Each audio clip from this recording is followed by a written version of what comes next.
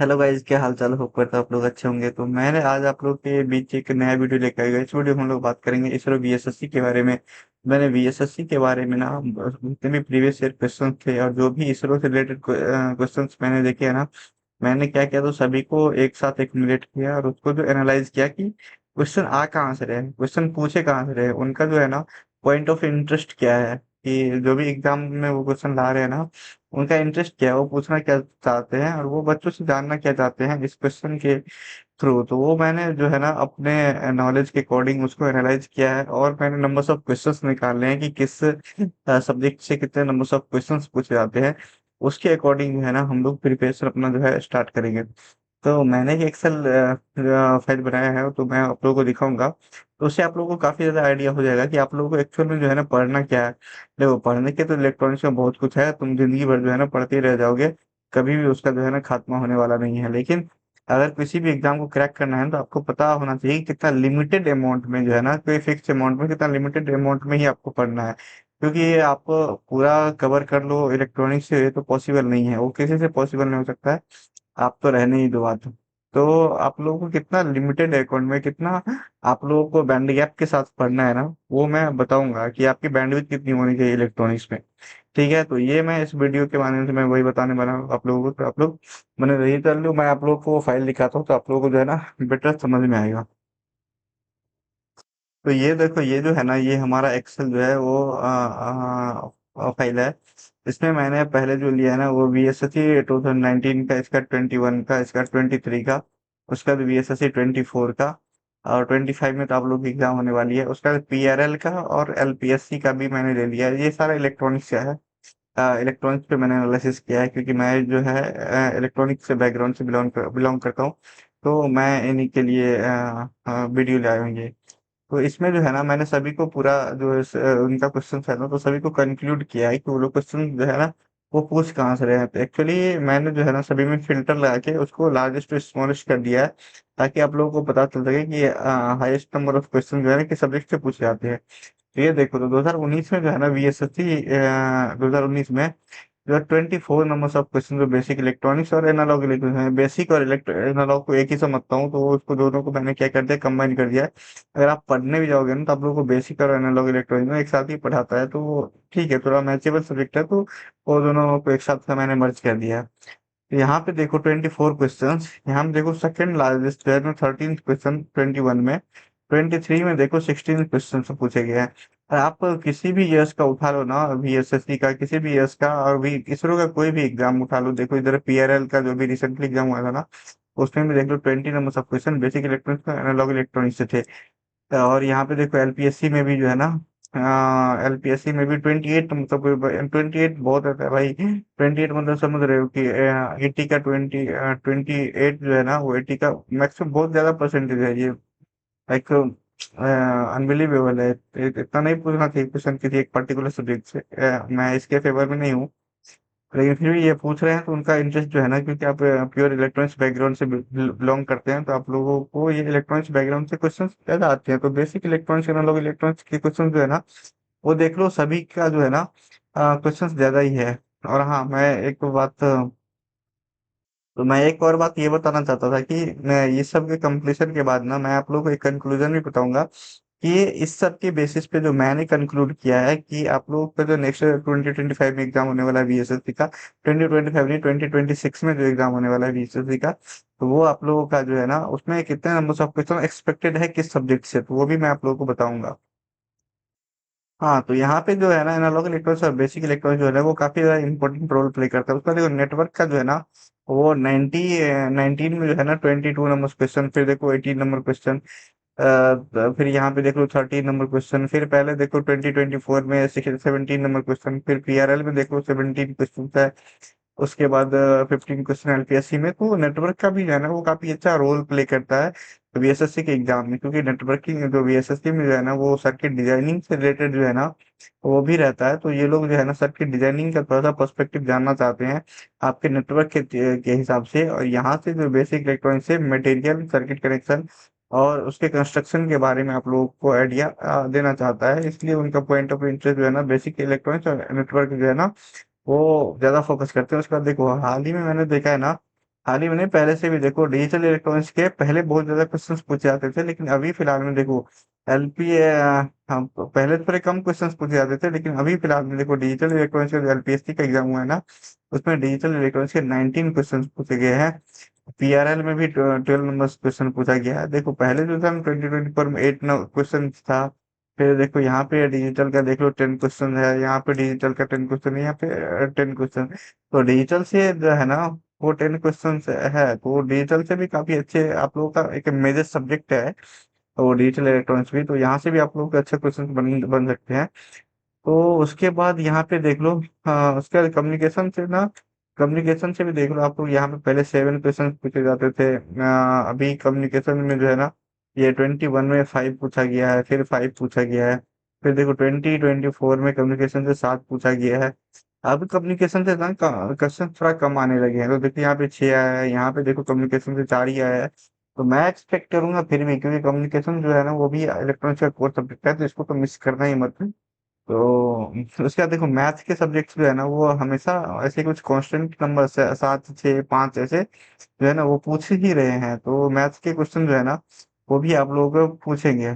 तो यहाँ पे देख लो, आप लोग का जो मेजर सब्जेक्ट है ना, जो भी इसमें मेजर सब्जेक्ट है उसके अकॉर्डिंग मैंने जो है ना कंक्लूजन बनाया है कि आप लोगों के आने वाले एग्जाम में कुछ ऐसा सिनेरियो आप लोगों को देखने को मिल सकता है कि आप लोगों को बेसिक और एनालॉग इलेक्ट्रॉनिक्स के जो है ना 19 नंबर क्वेश्चन के आसपास जो है ना वो दिख सकते हैं। उसका नेटवर्क के 13 नंबर क्वेश्चन, उसके बाद डिजिटल के 13 नंबर, उसके बाद कम्युनिकेशन के 7 नंबर क्वेश्चन, सिग्नल सिस्टम के क्वेश्चन, और कंट्रोल सिस्टम। देखो कंट्रोल सिस्टम ना यहाँ पे हालांकि 5 नंबर क्वेश्चन मैंने यहाँ पे डाले हैं, लेकिन जरूरी नहीं है कि 5 नंबर।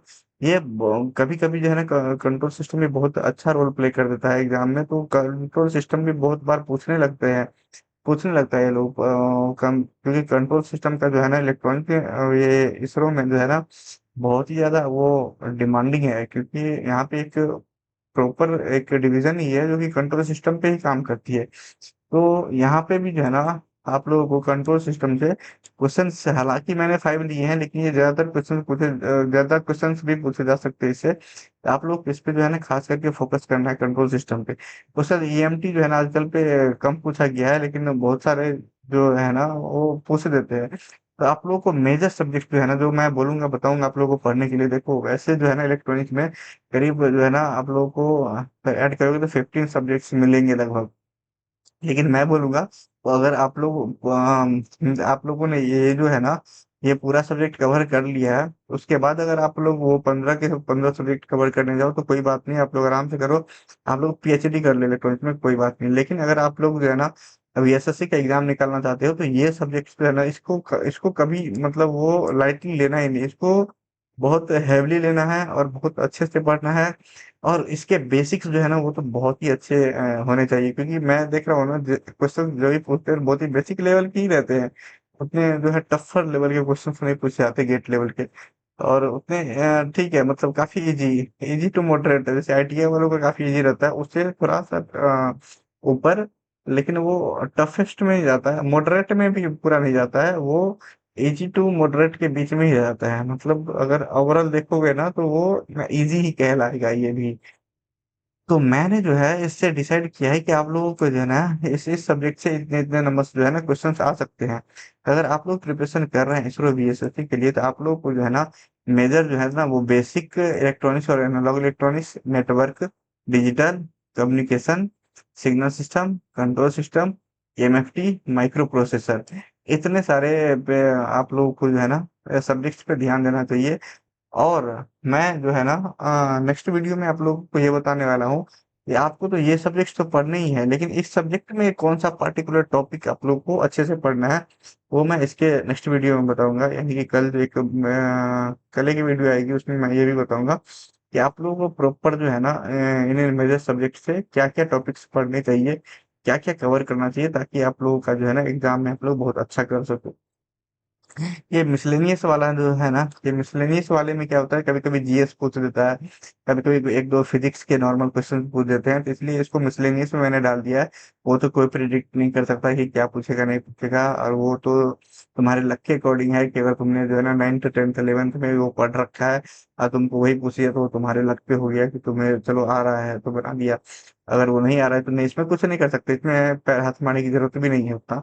हाँ, इस पे फोकस भी मत करो, तुमको जो फोकस करने है ना, आप लोग को बेसिक इलेक्ट्रॉनिक्स एनालॉग इलेक्ट्रॉनिक्स आप लोग फोकस करो, नेटवर्क पे आप लोग फोकस करो, डिजिटल पे आप लोग फोकस करो, कम्युनिकेशन पे आप लोग फोकस करो, सिग्नल सिस्टम पे आप लोग फोकस करो, कंट्रोल सिस्टम पे।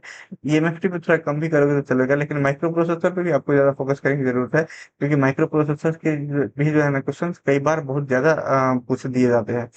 तो ये सब आपको करना है। इस मिसलेनियस में ना वो कभी-कभी सी प्रोग्रामिंग का भी क्वेश्चन ये लोग डाल देते हैं। अब मैथ्स का तो देखो, मैथ्स जो 7 नंबर है ना, ये भी बहुत इंपॉर्टेंट रोल प्ले करेगा। इसमें एप्टीट्यूड भी पूछ देते हैं, कभी-कभी डिफरेंशिएशन, इंटीग्रेशन और डिफरेंशियल इक्वेशन भी पूछ देते हैं, और स्ट्रेट लाइन का जो रहता है, ज्योमेट्री, कोऑर्डिनेट ये सब भी जो है ना पूछ पूछ देता है। प्रोबेबिलिटी भी, स्टैटिस्टिक्स भी पूछ देता है। तो आप लोगों को जो है ना कुछ ऐसे ब्रॉड एरिया में जो है ना नॉलेज होना चाहिए। लेकिन मैं देख रहा हूँ टफ लेवल के क्वेश्चन नहीं पूछे जा रहे, काफी इजी लेवल के क्वेश्चन पूछे जा रहे हैं। तो आप लोग को उतना जो है ना हाई लेवल में तैयारी करने की जरूरत नहीं है।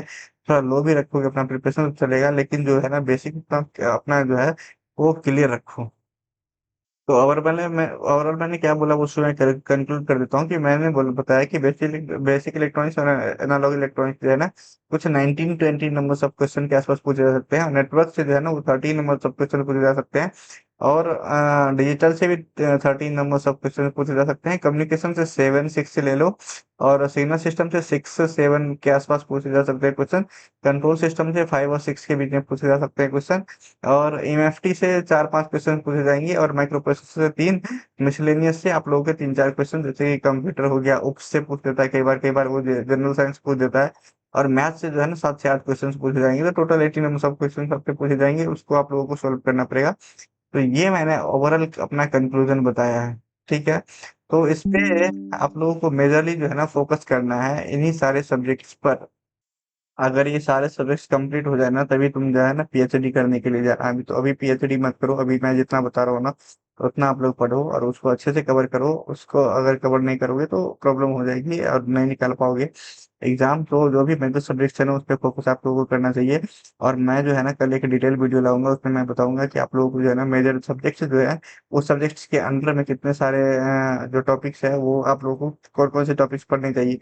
कि आप लोग अगर मान लो ओपैम्प ही पढ़ने लग जाओगे तो वो सिर्फ ओपैम्प पढ़ते रह जाओगे, उस पे पीएचडी हो जाएगी आप लोगों की। तो उसमें आप लोगों को कहाँ तक पढ़ना चाहिए, कितना पढ़ना चाहिए, और आप लोगों के लेवल का क्या है वो मैं बताऊंगा। और आप लोगों को किन किन टॉपिक्स पे पढ़ना चाहिए अगर मैं बताऊंगा ना आप लोगों को कि बेसिक इलेक्ट्रॉनिक्स और एनालॉग इलेक्ट्रॉनिक्स पढ़ो, तो उसमें भी जो है ना बहुत सारे मतलब कितना डीपली पढ़ना है और कौन कौन से टॉपिक्स पढ़ना है वो तुमको पता नहीं चलेगा। वो कैसे पता चलेगा वो मैं बताऊंगा आप लोगों को। कब बताऊंगा? कल बताऊंगा। कल एक वीडियो आएगी, उस वीडियो का इंतजार करो। चलो मिलते हैं किसी और नई वीडियो में, तब तक के लिए बाय बाय।